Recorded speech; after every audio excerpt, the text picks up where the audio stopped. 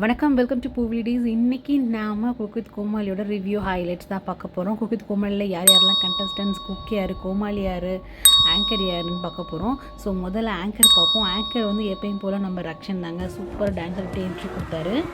அடுத்து நம்மளோட கோமாளிஸ் பார்ப்போம். ஓட்டேரி சிவா இருக்கார், சிங்கப்பூர் தீபன், ஜிபி முத்து, ரவீனா, மோனிஷா, சில்மிஷம் சிவா, அப்புறம் எப்பயும் போல் நம்ம சுனிதா, புகழ், குரேஷி இருக்காங்க. அப்புறம் அவங்களோட மணிமேகலை இந்த வாரம் வரல, அடுத்த வாரம் என்ட்ரி கொடுப்பாங்க. ஆனால் இந்த வாரம் கோமாளிக்கு என்ட்ரி வேறு லெவலில் இருந்துச்சு.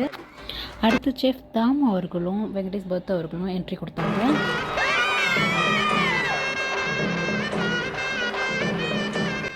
அடுத்து ஒவ்வொரு குக்காக உள்ளே வந்தாங்க.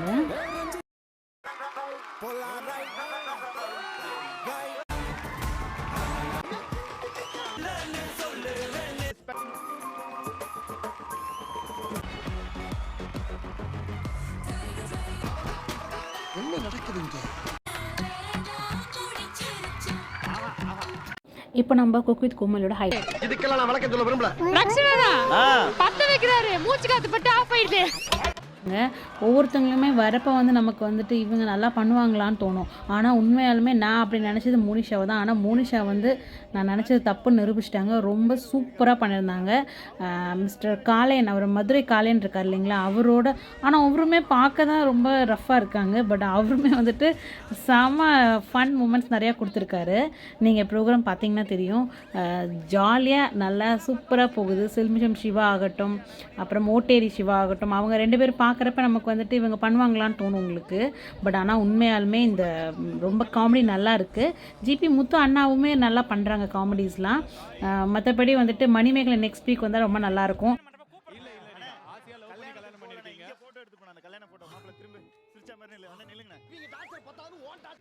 லாஸ்ட் சீசனோட பரத் அவர் இந்த கோமாளி அவர் இல்லாதது கொஞ்சம் வருத்தமாக தான் இருக்குது. மற்றபடி வந்துட்டு ரவீனாவும் செம்மையாக காமெடி பண்ணுறாங்க. எல்லா கோமாளிஸுமே சூப்பராக காமெடி பண்ணுறாங்க. அதே மாதிரி குக்குமே ரொம்ப நல்லா மெர்ஜ் ஆகுறாங்க கோமாளிஸோட. ஸோ அடுத்த வாரம் எப்படி இருக்க போகுதுன்னு நிறைய ஃபன் மூமெண்ட்ஸோடு இருக்க போகுது. ஸோ பார்ப்போம்.